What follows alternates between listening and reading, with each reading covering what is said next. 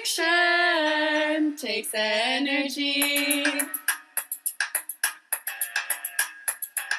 Stored energy due to gravity, or it could be in a spring. mgh is what you calculate before friction takes away. PE can always be made to KE, which is 1/2 MVV, or kinetic energy. That's why conservation of energy explains a block that's sliding. As stored goes to kinetic, and this transfer is delta E. Conservation of energy explains a block that's sliding. As stored goes to kinetic, and this transfer is delta E.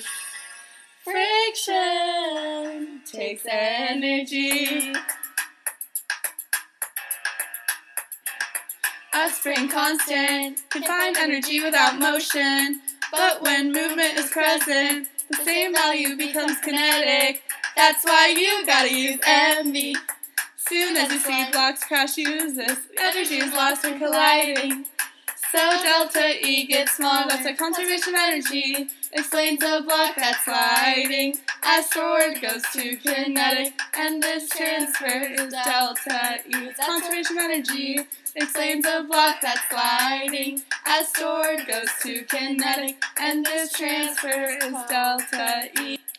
A block with mass 3 kg slides down the frictional slope shown and has a perfectly inelastic collision with a block with mass 2m equals 6 kg. What is the speed of the blocks after the collision? This problem can be broken down into two parts. Part 1 is when the mass will slide down the ramp. Part 2, the masses will collide and undergo conservation of momentum. So at the top of the ramp, UG equals 0 and kinetic energy equals 1/2 mv squared. At the top of the ramp, kinetic energy equals 0 and mu g equals mgh, which is mg times whatever height is given. In this case, it's 3 meters. So since the blocks stick, we're going to use the equation mv plus mv equals mv, but in this case, we're going to use 2 meters and 0.